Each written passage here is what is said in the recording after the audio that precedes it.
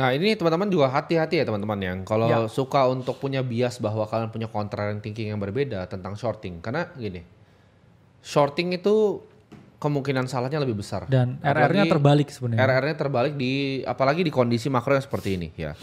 Dan kita lihat juga ya per hari ini $400 million bro. Short. Terlikuidasi. Kena likuidasi. Jadi yang bilang kemarin itu kalau margin call itu di short ya kena likuidasi, salah satu dari $400 juta itu yang kena likuidasi.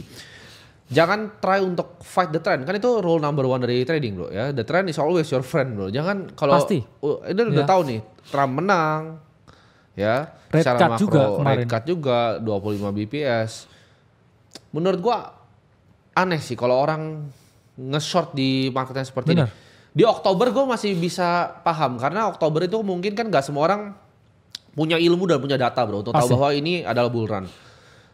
Tapi kalau di sini kan udah konfirmasi masalahnya. Oktober tuh belum konfirmasi. Kita yang call konfirmasinya, Bener. baru market agree dengan kita. Begitu juga dengan Trump. Ya. Begitu juga dengan Trump. Tapi November ini agak beda bro. Ini udah pilih direksi. Dia kayak kan konsolidasi lama. Iya. Saya pilih direksi. ke atas nih. Iya, karena Jadi jangan di short kalau dia udah pilih direksi. Karena gini, mereka tuh kan gue selalu bilang, dia makin lama begini, dia terbangnya jauh atau turunnya jauh. Kalau dia pilih satu arah, dia ke Iya. sono gitu. Dan gini teman-teman, ya ini mungkin harus didengar ya beberapa yang di sini. Kalau di keadaan seperti ini bro, spot is your friend. Iya. Jangan trading ketika marketnya ini ada potensi up only. Ya betul. Kenapa? Karena kalau kalian trading biasanya kalian pengen close. Ya, masuk close. Ya. Saya membangun wealth saya 2 tahun awal di kripto itu tanpa leverage bro. Tanpa trading dua arah. Only spot dan saya memanfaatkan naratif ke naratif. Jadi jangan coba ya membakar teman-teman dengan risiko likuidasi. Kalau teman-teman ini masih pengen mainnya lebih lama di sini. Jadi spot and chill ada waktunya kita jadi pemain ya, spekulan dua arah, ada waktunya ya kita follow the trend and just let your portfolio grow. Nah, gue ada pertanyaan bro tentang render. Apakah ini masih ada narasi yang seksi di render ini? Yang awalnya kita ada call dari awal di special computing. Depin actually masih belum perform bahasanya. Cuman apakah sektornya render, belum gerak ya? Belum gerak. Tapi apakah render ini ada di area yang bagus untuk membeli? Sebenarnya iya. Cuman volumenya belum pick up. Secara price action gimana bro tapi? Secara price action oke. Tapi sayangnya volumenya belum konfirmasi ya. Ini kalau kita lihat render sekarang itu ada di equilibrium area ya dengan dynamic EMA yang di sini berciuman ya dengan harga. Dan ada di area yang crossing ya stokastiknya. Ada chance ini bottom untuk render di $5 dengan target double ke 10 at least. Cuman balik lagi ini volumenya sangat flat. Menunjukkan apa? Nggak ada smart money accumulation. Beda dengan koin-koin yang heavily listed on checks dengan VC back bro. Jadi mereka itu drop semua 80-90%. Dia bottoming, volumenya gede. Tandanya banyak yang akumulasi dan itu hanya nunggu waktu ya untuk terjadi short squeeze dan mengalami kenaikan. Meskipun secara price action monthly render ini cukup menarik untuk diperhatikan. Nah untuk layer 2 Bitcoin sendiri menarik nggak buat lo? Stacks contohnya. Kita lihat STX ya. STX kemarin ada ini yang namanya Nakamoto upgrade. Di mana dia meningkatkan lagi bro ya efisiensi yang dia miliki. Supaya apa? Dia bisa meningkatkan kecepatan transaksi sampai 40 kali lipat. Dan kalau kita lihat monthly-nya STX ini juga ada di golden VIP-nya.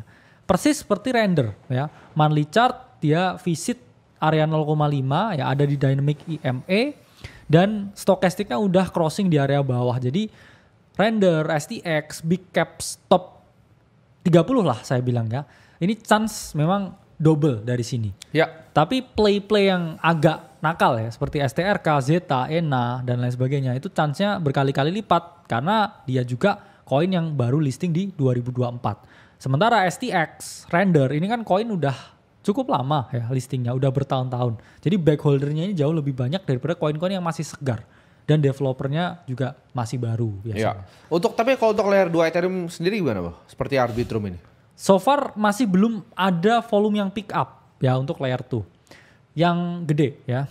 Tapi bukan berarti di sini Arbitrum nggak menarik ya karena kalau secara price action ini juga volume flat.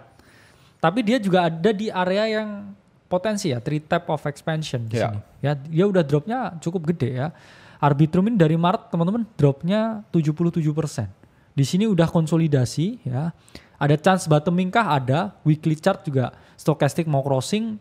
I believe ada chance ke 1,5 sampai ya $2 untuk Arbitrum. Nah kalau untuk layer 1 yang agak lama seperti injektif itu, Oke. pendapat lo apa bro? Apakah ini akan bisa jadi potensi? Injektif memang Q1 2024 performnya bagus sekali ya saat itu. Luar biasa ya waktu itu ya. Luar biasa ya.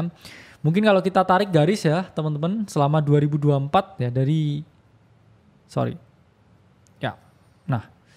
dari Q4 2023 ya, dia run up yang sangat luar biasa. Dan sekarang injektif pun sebenarnya ada juga ya di area yang bagus ya untuk membeli ya. Dia breakout, oke. Dia udah mulai change of character, konsolidasi ya, stoknya di sini udah crossing, tapi volume flat. Jadi big cap seperti render, injektif ya.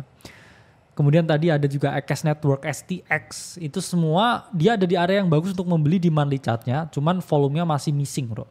Jadi dengan volume yang belum jadi konfirmasi, itu sebenarnya kita ya harus ini ya sedikit was-was dengan apakah ada akumulasi atau enggak. Karena kalau enggak ya kita juga harus mewanti-wanti ya potensi fake out dan juga harga kembali turun. Ya. Oke, kita akan bahas next ya bro ya, yaitu Phantom. Oke. Phantom ini kan teknologi sebenarnya agak mirip sama Sui kan. Iya. Ya, dia pakai DAG juga untuk bikin blockchainnya. Tapi gimana menurut lo? FTM salah satu ya project dari Andre Cronje dan ya Godfather of DeFi bro, katanya. Ya. Yang mana sekarang FTM berbeda dengan beberapa koin yang lain. Saya lebih suka volumenya di sini ya. Volumenya FTM ini mengalami kenaikan yang signifikan ya. Karena kalau kita lihat ya, di sini ya ini volume naik. Harga di bullish order block di weekly ya. Kemudian secara trend line dia juga udah breakout lama ya dari 9 September 2024. Chance kemana? Ya memang ada chance ke $1 dan 1,2 ya area signifikan untuk FTM. Volumenya saya suka. Ya, next kita akan bahas H-bar bro, Hedera. H-bar ini juga yang harusnya melempem ya kemarin karena dia juga nggak menang di naratif CBDC. Dia kerjasama ya dengan Ghana. Sekarang ada di area low H-bar.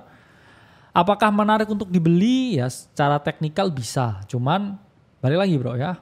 Nggak ada jaminan aset itu di area yang ideal atau enggak dia naik. Ya banyak sekali variabel ya multifaktor yang mana menunjukkan apakah ini layak dibeli atau enggak. Atau bisa naik atau enggak. Kalau dibilang areanya ideal untuk membeli ya ideal. Cuman kemanakah targetnya ini? Ya short term ada di 0,07 kalau menurut saya. Nanti ya, ini gue prediksi sini harga sekarang adalah Bitcoin 76.000. Ketika Bitcoin udah 88.000 apalagi 100.000, semua media di Indonesia maupun di luar negeri akan ngomong, oh Bitcoin kesini, nanti dia akan hancur. Bitcoin akan kesini, Bitcoin akan kesini, dan publik akan FOMO. Pasti. Ya, publik semua akan FOMO, ya, dan mereka ketika nanti kan ini yang ada yang beli bukan kalian ya, kalian itu udah dari lama di sini. Iya, smart money. Kali ini masih termasuk smart money ya. Ketika publik yang beneran, yang ketika TV kalian ya, TV kalian udah keluar di Metro TV, keluar di TV One. Atau margin call 20.000 gitu. Ya kan, udah keluar nih Bitcoin 100.000. Oh BTC harganya mendekati 2 miliar rupiah. Udah jadi headline di mana-mana. Itu akan jadi FOMO yang paling besar yang kripto pernah alami bro. Pastinya. Pasti. Ini beda skalanya sama 2021. Karena ini uang institusi yang masuk dan juga retailnya FOMO luar biasa. Itu korbannya bro dari market ya, itu akan luar biasa banyak yang rugi. Pasti. Ketika nanti ada udah semacam FTX yang hancur, kita nggak tahu siapa nih yang kena nextnya. Ya. Publik pasti akan berjatuhan. Gue akan ngomong di sini pertama ya.